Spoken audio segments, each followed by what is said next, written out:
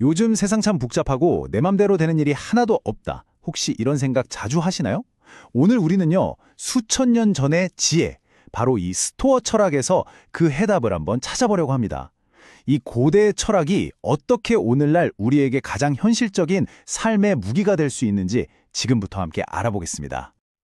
쉴 새 없이 울리는 스마트폰 알림, 주변 사람들의 기대와 SNS 속 평가들, 그리고 우리가 어떻게 할 수 없는 세상 소식들까지 이런 것들 속에서 어쩐지 방향을 잃은 것 같은 기분 혹시 들지 않으세요?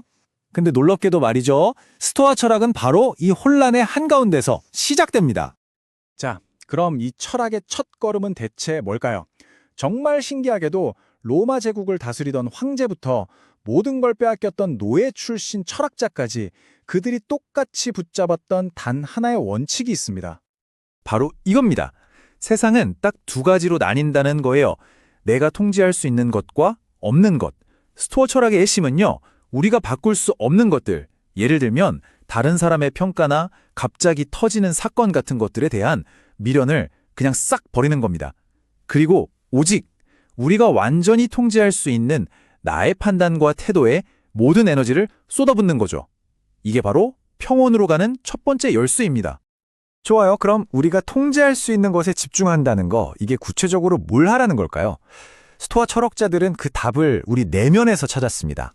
외부에서 어떤 폭풍우가 몰라쳐도 절대 흔들리지 않는 아주 견고한 요새, 즉 덕을 쌓아 올리는 거죠. 스토아 철학에서 말하는 덕은요, 우리가 흔히 생각하는 그냥 착한 마음씨랑은 좀 다릅니다. 어떤 상황이 닥치든 그 안에서 최선의 나로서 행동하는 탁월함을 의미해요. 그들은 진정한 행복이라는 게 돈이나 명예 같은 외부 조건에서 오는 게 절대 아니라고 봤어요. 그 어떤 상황에서도 누구도 빼앗아갈 수 없는 내면의 힘, 바로 이 덕에서 온다고 굳게 믿었습니다. 이게 바로 스토아 철학의 네 가지 핵심 도구입니다. 지혜는 가짜뉴스와 진짜 정보를 구분하는 능력, 정의는 팀플할 때 내 몫은 제대로 하고 동료를 공평하게 대하는 그런 태도, 용기는 부당한 일에 목소리를 내거나 실패를 두려워하지 않는 마음, 그리고 절제는 끝없는 쇼핑 욕구나 불필요한 논쟁에 휘말리지 않는 힘을 말해요.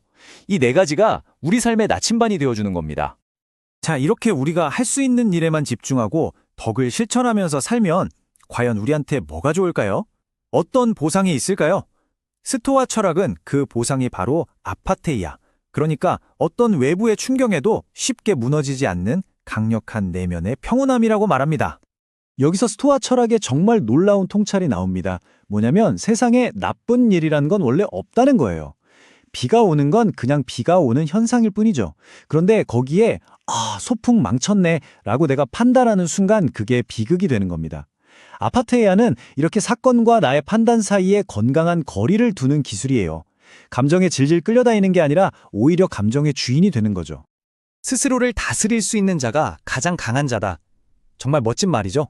진짜 강하다는 게 더 많은 걸 갖거나 남을 이기는 게 아니라는 겁니다. 바로 내 안에서 일어나는 충동적인 분노, 막연한 불안감, 끝도 없는 욕심, 이런 것들을 다스릴 수 있을 때 그게 진짜 강함이라는 깊은 통찰인 거죠. 자, 그런데 스토아 철학은 여기서 멈추지 않아요. 단순히 나만 잘 살자 하는 마음 수련법이 아니거든요. 시야를 확 넓혀서 이 광대한 우주 속에서 나라는 존재는 대체 뭘까? 이런 질문까지 던집니다. 스토아 철학자들은 이 거대한 우주가 그냥 마구잡이로 움직이는 게 아니라 어떤 거대한 지성, 그러니까 합리적인 법칙, 바로 로고스에 따라 움직인다고 봤어요. 마치 하나의 거대한 잘 짜인 오케스트라처럼요. 그리고 우리는 그 거대한 교향곡의 한 파트를 연주하는 연주자인 셈이죠. 내 마음대로 튀게 연주하는 게 아니라 전체의 조화로운 흐름에 나 자신을 맞출 때 가장 아름다운 삶이 완성된다는 겁니다. 이런 관점을 가지면요, 우리 일상이 완전히 달라집니다. 내가 어쩔 수 없는 일들은 이건 그냥 우주의 거대한 흐름이구나 하고 받아들이게 되고요. 우리는 모두 이 거대한 공동체의 일원이니까 서로에게 의무를 다해야 한다는 걸 깨닫게 돼요. 심지어 나에게 상처를 준 사람조차 그저 전체의 조화를 보지 못하는 무지 때문에 저런 행동을 하는구나 하고 연민으로 대하게 되는 거죠. 와, 지금까지 정말 멋진 이야기들을 나눠봤는데요. 근데 철학이라는 게 머리로만 아는 걸로는 아무 소용 없잖아요. 그쵸? 직접 내 삶으로 살아내야 의미가 있는 거죠. 그럼 스토아 철학자들이 매일 자신을 단련했던 가장 강력하고도 간단한 방법은 뭐였을까요? 만약 오늘이 내 인생의 마지막 날이라면 메멘토 모리, 즉 죽음을 기억하라는 이 강력한 주문은 우리를 우울하게 만들려는 게 절대 아닙니다. 오히려 그 반대예요. 우리를 사소한 걱정이나 불필요한 다툼에서 해방시켜주죠. 생각해보세요. 삶의 마지막 날인데 과연 지금 내가 하는 이 걱정, 이 다툼, 의미가 있을까요? 아니죠. 이 생각 하나만으로도 우리는 정말 중요한 게 뭔지 딱 깨닫게 됩니다. 자, 그럼 이걸 매일 어떻게 실천할 수 있을까요? 바로 이 4단계입니다. 아주 간단해요.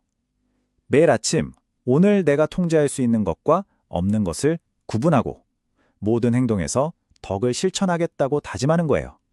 그리고 하루를 마치면서는 오늘 일어난 결과들을 평온하게 받아들이고 내가 인류 공동체의 일원으로서 의무를 다했는지 기억하며 돌아보는 거죠.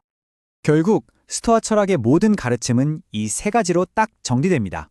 첫째, 나의 인식을 통제하라.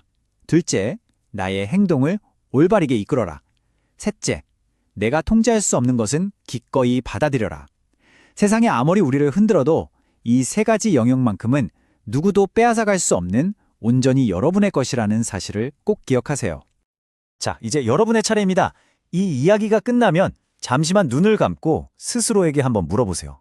오늘 하루 수많은 일들 중에서 내가 온전히 100% 통제할 수 있는 딱 한 가지는 뭘까? 여러분의 그 대답 안에 흔들리지 않는 삶의 평온을 향한 길이 열릴 겁니다.